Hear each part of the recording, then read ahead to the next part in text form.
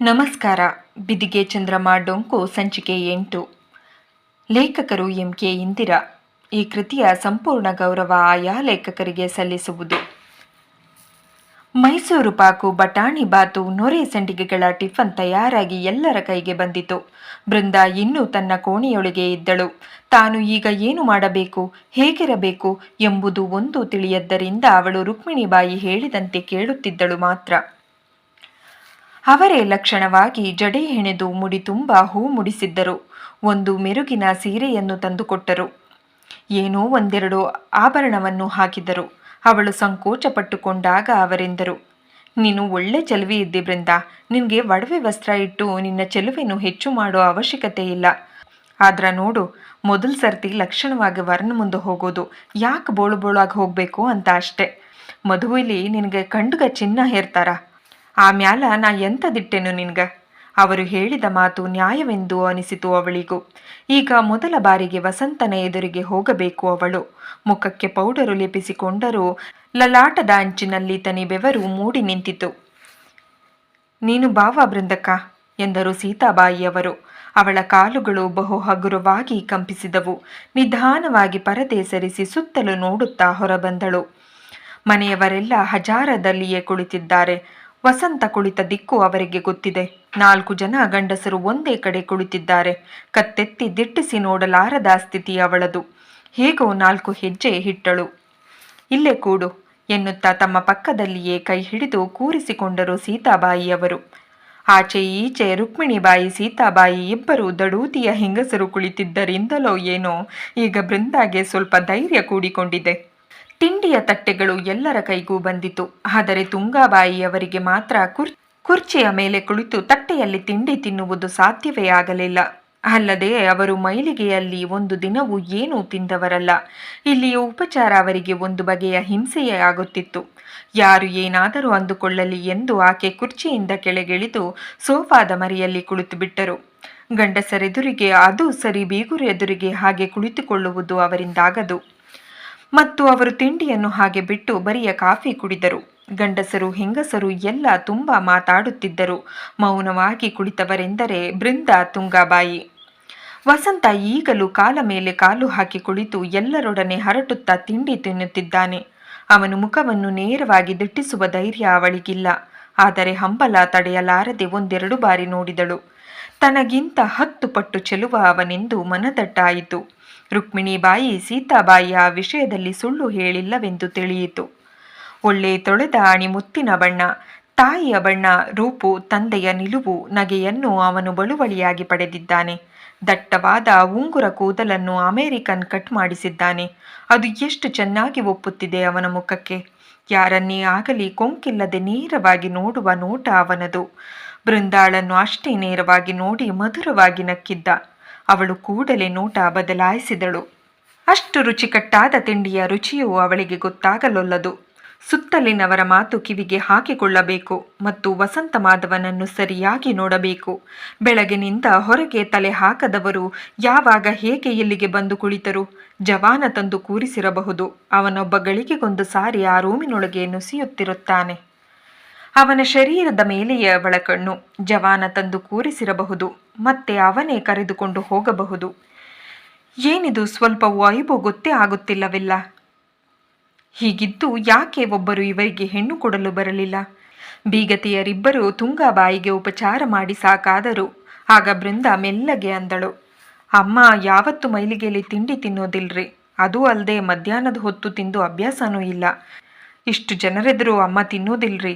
ಯಾಕೆ ಸುಮ್ಗ ಉಪಚಾರ? ಆ ಪಮರಿ ನಾಯಿಗಳೆರಡು ಒಂದು ಗಳಿಗೆಯು ವಸಂತನನ್ನು ಬಿಟ್ಟು ಕದಲಲೊಲ್ಲವು. ಅವನ ಎಡಬಲಗಳಲ್ಲಿ ಕುಳಿತು ಸುತ್ತಲಿನ ಸಂಭ್ರಮ ನೋಡುತ್ತಿವೆ. ಮನೆಯಲ್ಲಿ ಈ ದಿನ ಏನೋ ವಿಶೇಷವಿದೆ ಎಂದು ಅವೆರಡಕ್ಕೂ ತಿಳಿದಿರಬಹುದು. ಅತಿಥಿಗಳ ಮುಂದೆ ಬಂದು ನಿಂತು ಅವರನ್ನೇ ನೋಡುತ್ತಿವೆ. ಕಾಫಿ ಕುಡಿದಾದ ನಂತರ ಸೋಫಾದ ಕಟ್ಟೆಯ ಮೇಲೆ ಕೈಯೂರಿ ಎದ್ದು ನಿಂತ ವಸಂತ ತಾಯಿಗೆ ಹೇಳಿದ, ಅಮ್ಮ ನಾನು ಬಂಕಿನ ಕಡೆಗೆ ಹೋಗಿ ಬರ್ತೀನಿ. ಮತ್ತೆ ಬಾಪುರಾಯರ ಕಡೆ ತಿರುಗಿ, ನೀವು ಬರ್ತೀರಾ ಬಾಪು ಮಾಮ ಎಂದ. ಇಕ ಬರ್ತೇನಪ್ಪ, ನಾನು ಹೊರಡವ ಇದ್ದೆ, ಮತ್ತ ನಿನ್ನ ಜೊತೆಗೆ ಬರೋವ ಎಂದು ಮೈವದರಿ ಎದ್ದೇ ಬಿಟ್ಟರು. ರುಕ್ಮಿಣಿಬಾಯಿ ಗಂಟನನ್ನು ಆಕ್ಷೇಪಿಸಿದರು. ತಾವು ಬಂದ ಕೆಲಸ ಏನು ಅನ್ನೋದ ಮರ್ತೆ ಬಿಟ್ಟಾರಪ್ಪ ಅವರು. ಕಾಲ್ನಾಗ ಚಕ್ರವೇ ಅವರಿಗೆ. ಬೆಳಗ್ಗೆಲ್ಲ ತಿರುಗೆ ಬಂದಾತು. ಒಂದು ರೊಕ್ಕದ ಕೆಲ್ಸಿಲ್ಲ. ಮತ್ತೆ ನೀ ಕರೆದ್ಯಲ್ಲ ಬಿಡು, ಮಂಗಗ ಏಣಿ ಹಾಕೊಟ್ಟಂಗಾತು. ಒಂದು ಕಡೆ ಒಂದು ಗಳಿಗೆ ಕೂತ್ರ ಮೈ ಕಡಿತದ ಅವ್ರಗ. ತಿರುಗುವುದಂದ್ರೆ ಬಹಳ ಇಷ್ಟ. ಬಾಪು ರಾಯರು ಜೋರಾಗಿ ನಕ್ಕರು. ನನಗೆಂತ ಕೆಲಸದ ಇಲ್ಲಿ? ಬಂದಿರೋ ಕೆಲಸ ಎಲ್ಲ ನಿನ್ನ ವೈನಿಗೆ ಸೇರಿದ್ದು. ನೀನು ಕರೆದದ್ದಕ್ಕ ಸುಮ್ಮಗ ಬಂದೆ ನಾನು. ನನ್ಗ ವಸಂತ ಏನು ದಿನ ಸಿಗ್ತಾನೇನೋ, ನಾನು ಅವನಟ್ಟಕ್ಕೆ ಹೋಗಿ ಬರ್ತೀನಿ. ನೀವೆಲ್ಲ ಗಟ್ಟಿ ಮಾಡ್ರಿ. ಇವರೆಲ್ಲ ಈ ಮಾತಾಡುವಾಗ ಬೃಂದಾನ ಕಣ್ಣೆಲ್ಲ ವಸಂತನ ಮೇಲೆ. ಅವನು ರಾಜಗಾಂಭೀರ್ಯದಿಂದ ಹೆಜ್ಜೆ ಇಟ್ಟು ನಿಧಾನವಾಗಿ ನಡೆದ. ಅವನ ಎರಡೂ ಕೈಗಳು ಆ ಟೆರಲಿನ್ ಪ್ಯಾಂಟ್ನೊಳಗೆ ವಿಶ್ರಮಿಸಿದ್ದವು. ಬೃಂದ ವಿಗ್ರಹದಂತೆ ಕುಳಿತು ಅವನ ಪ್ರತಿಯೊಂದು ಹೆಜ್ಜೆಯನ್ನು ಗಮನಿಸಿದಳು. ಇದೇನು ಸುಳ್ಳೆ, ಮೋಸವೇ, ಪವಾಡವೇ? ಯಾಕೆ ಹೀಗೆ ಮಾಡುತ್ತಿದ್ದಾರೆ ಈ ಜನರೆಲ್ಲ? ಅವಳು ರುಕ್ಮಿಣಿ ಬಾಯಿಯ ಕಡೆಗೆ ಪ್ರಶ್ನಾರ್ಥಕವಾಗಿ ತಿರುಗಿ ನೋಡಿದಳು. ಅವರು ಅವಳ ಕಣ್ಣಿನ ಪ್ರಶ್ನೆಯನ್ನು ಅರ್ಥ ಮಾಡಿಕೊಂಡಂತೆ ಹೇಳಿದರು. ನೀ ಏನವ ಕೂತಲ್ಲೇ ಕೂತಿರ್ತಾನೆ ಅಂತ ತಿಳ್ಕೊಂಡೇನವ್ವ? ಒಂದು ಗಳಿಗೆ ಕೂಡ ಜೀವಲ್ಲ ಅವಂದು. ಬೆಳಗ್ಗಿಂದ ಸಂಜೆ ತನಕ ಇರ್ತದೆ ಕೆಲಸ ಅವ್ಗ. ಬೃಂದಾಳ ತಂದೆ ತಾಯಿಯರಿಗೂ ಆಶ್ಚರ್ಯ. ಅವರು ಮೂಕರಂತೆ ಮಗಳ ಮುಖ ನೋಡಿ ಕಣ್ಣು ಕಣ್ಣು ಬಿಟ್ಟರು. ಸೀತಾಬಾಯಿಯವರ ಮುಖ ಖಿನ್ನವಾದರೂ ಅವರಂದರು, ದುಡಿಯೋ ಗಂಡಸ್ ಮಗ ಸುಮ್ಕ ಕೂತ್ರ ಚೆಂದೆನವ. 3 ಹೊತ್ತು ಮನೆಯಾಗ ಕೂತ್ರ ಬೇಸರಲ್ಲೇನೋ ಹೇಳು. ಸುಬ್ಬಣ್ಣಾಚಾರ್ಯರಿಗೆ ತುಂಗಾಬಾಯಿಗೆ ತುಸು ಸಮಾಧಾನವೆನಿಸಿದ್ದರೂ ಇದರ ರಹಸ್ಯವೇನೆಂದು ಮಾತ್ರ ಅರ್ಥವಾಗಲಿಲ್ಲ. ರುಕ್ಮಿಣಿ ಬಾಯಿ ಅಣ್ಣನನ್ನು ವಿಚಾರಿಸಿದರು. ನಾಳೆ ಮಧ್ಯಾಹ್ನಕ್ಕೆ ನಾವು ಹೊರಡೋರಪ್ಪ. ಏನಿದ್ರೂ ಅಷ್ಟರೊಳಗ ನಿಶ್ಚಯ ಮಾಡಿಬಿಡ್ರಿ. ಸುಮ್ಗ ಮಿಜಿಮಿಜಿ ಬೇಡ. ಬಿಂದುರಾಯರು ನೆಟ್ಟಗೆ ಅಂದರು. ಯಾಕೆಷ್ಟು ಅವಸರ ರುಕ್ಮಿಣಿ? ನಾಳೆ ಮಧ್ಯಾಹ್ನದವರೆಗಂತೂ ಸಮಯ ಇದ್ದಲ್ಲ. ವಸಂತ ಹೇಳ್ಯಾನ, ಅವ ಬೃಂದನ್ ಹತ್ರ ಮಾತನಾಡೋದದಂತ.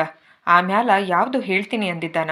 ಇವತ್ತು ಸಂಜೆ ಮುಂದೆ ಅವ ಈ ಹೆಣ್ಣು ಮಗಳ ಹತ್ರ ಅದೇನು ಮಾತಾಡ್ತಾನೋ ಕೇಳೇ ಬಿಡ್ಲಿ. ಇದು ನಿಮ್ಮ ಕಾಲಲ್ಲ. ಈಗೇನಂದ್ರು ಲವ್ ಮ್ಯಾರೇಜ್ ಮಾಡಿಕೊಂಬ ಕಾಲ. ಅವರವರ ಒಪ್ಕೊಂಡ್ರಾಯ್ತು. ಮದ್ವೆ ಮಾಡೋದೊಂದು ನಮ್ಮ ಕೆಲಸ. ಬೃಂದ ತಲೆಬಾಗಿ ಉಗುಳು ನುಂಗಿದಳು. ಅಷ್ಟರಲ್ಲಿ ಗ್ಯಾರೇಜಿನಿಂದ ಹೊರಬಂದ ಕಾರು ಗೇಟಿನಿಂದ ಹೊರಗೆ ಹೋದದ್ದು ಕಾಣಿಸಿತು. ವಸಂತನೇ ಡ್ರೈವ್ ಮಾಡುತ್ತಿದ್ದಾನೆ. ಬಾಪು ರಾಯರು ಅವನ ಪಕ್ಕದಲ್ಲಿ ಕುಳಿತಿದ್ದಾರೆ. ಡ್ರೈವರ್ ಹಿಂದಿನ ಸೀಟಿನಲ್ಲಿ ಕುಳಿತಿದ್ದಾನೆ. ಕಾರು ಆ ರಸ್ತೆಯನ್ನು ದಾಟಿ ಹೋಗುವವರೆಗೂ ಬೃಂದಾಳ ಕಣ್ಣು ಅತ್ತ ಕಡೆಗೆ ಇತ್ತು. ಮತ್ತೆ ಅವಳಿಗೆ ಅಲ್ಲಿ ಕುಳಿತಿರಲು ಸಂಕೋಚವಾಯಿತು. ಮೆಲ್ಲನೆ ಎದ್ದು ತಮಗಾಗಿ ಬಿಟ್ಟ ಕೋಣೆಯೊಳಗೆ ಹೋದಳು. ಸಂಜೆ ವಸಂತ ತನ್ನೊಡನೆ ಮಾತನಾಡಬೇಕಂತೆ. ಮದುವೆಗೆ ಮುಂಚೆಯೇ ನನ್ನೊಡನೆ ಮಾತನಾಡುವುದಾದರೂ ಏನಿದೆ? ಏನೇನು ವಿಲಕ್ಷಣ ಪ್ರಶ್ನೆ ಕೇಳುವರೋ? ಇದು ಎಂಥ ಸಂಪ್ರದಾಯವೋ ಇವರ ಮನೆಯದು. ನಾನೇ ಮದುವೆಯಾಗಲು ಒಪ್ಪಿದ ಮೇಲೆ ಇನ್ನು ನನ್ನ ಹತ್ತಿರ ಕೇಳುವುದಾದರೂ ಏನು? ಈಗ ಅವಳಿಗೆ ನೆನಪು ಬಂದಿತು. ಅವರು ತುಂಬ ವಿದ್ಯಾವಂತರು, ಸಿರಿವಂತರು. ನನ್ನ ವಿದ್ಯೆಯ ಬಗ್ಗೆ ಕೇಳಬಹುದು, ಅಥವಾ ತಮ್ಮ ಸ್ಥಿತಿ ಈಗಾಗಲೂ ಕಾರಣವನ್ನು ತಿಳಿಸಬಹುದು. ಈ ವ್ಯವಹಾರಗಳು ಇವರ ಮನೆಯವರಿಗೆ ಸರ್ವೇ ಸಾಮಾನ್ಯವಾಗಿರಬಹುದು.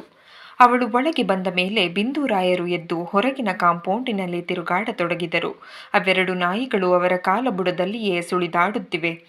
ಆಳುಗಳು ಗಿಡಗಳಿಗೆ ನೀರು ಹಾಕುತ್ತಿದ್ದರು. ವಸಂತನ ಕೋಣೆಯ ಫೋನ್ ಕೂಗಿಕೊಂಡಿದ್ದು ಕೇಳಿತು. ಮಾತನಾಡಿದವರು ಸೀತಾಬಾಯಿ. ಅವರು ಇಂಗ್ಲಿಷಿನಲ್ಲಿ ಮಾತನಾಡಿದ್ದು ಕೇಳಿ ಬೃಂದಾಗೆ ಆಶ್ಚರ್ಯವಾಯಿತು. ರುಕ್ಮಿಣಿ ಬಾಯಿ ತುಂಗಾಬಾಯಿಗೆ ಹೇಳುತ್ತಿದ್ದರು. ಆಗಿನ ಕಾಲದಾಗ ನಮ್ಮ ವೈನಿ BA ಪಾಸ್ ಮಾಡ್ಯಾಳ ನೋಡ್ರಿ. ಅವ್ರ ತಂದೆ ಪೇಶ್ವೆ ಮಾಡಿದವರು. 3 ಮಂದಿ ಹೆಣ್ಣು ಮಕ್ಳಿಗೂ ಡಿಗ್ರಿ ಕೊಡಿಸ್ಯಾರ. ಈಗಿನ ಕಾಲದಾಗ ಮಾಡೋದ್ರಾಗೆ ಎಂಥ ವಿಸ್ಮಯ ಅದ ಬಿಡ್ರಿ. ಈ ದಂಪತಿಗಳು ಕಣ್ಣು ಬಾಯಿ ಬಿಟ್ಟು ಕೇಳಿದರು. ನಮ್ಮ ಬೃಂದಿಗೆ ಒಂದು ಮುಲ್ಕಿ ಪರೀಕ್ಷೆ ಕೂಡ ಮಾಡಿಸ್ಲಿಕ್ಕೆ ಆಗ್ಲಿಲ್ರಿ. ಅವ್ರ ಮನೆಯಾಗ ಮನೆ ಮಂದಿ ಎಲ್ಲ ವಿದ್ಯೆ ಕಲ್ತಾರ. ರುಕ್ಮಿಣಿ ಬಾಯಿ ಅವರಿಗೆ ಪುಷ್ಟಿ ಕೊಟ್ಟರು. ಥಗೀರಿ, ಇದು ಯಾವ ದೊಡ್ಡ ಸುದ್ದಿ? ನಮ್ಮ ವೈನಿ ವಸಂತ ಮನಸ್ಸು ಮಾಡಿದ್ರ ಬೃಂದಾನ ಡಿಗ್ರಿ ಕ್ಲಾಸ್ಗೂ ಕಳಿಸ್ಬಿಡ್ತಾರ. ಅವ್ರಿಗೆ ಬೇಕಾದ್ರೆ ಓದಿಸ್ಕೊಳ್ಳಿ ಬಿಡ್ರಿ, ನಮಗೇನು? ಎಲ್ಲ ಸಂಭಾಷಣೆಯು ಬೃಂದಾಗೆ ಕೇಳಿಸುತ್ತಿತ್ತು. ಅವಳು ಕಿಟಕಿಯ ಹತ್ತಿರ ನಿಂತು ತನ್ನ ಮುಂದಿನ ಕಥೆಯ ಬಗೆಗೆ ಯೋಚಿಸುತ್ತಿದ್ದಳು.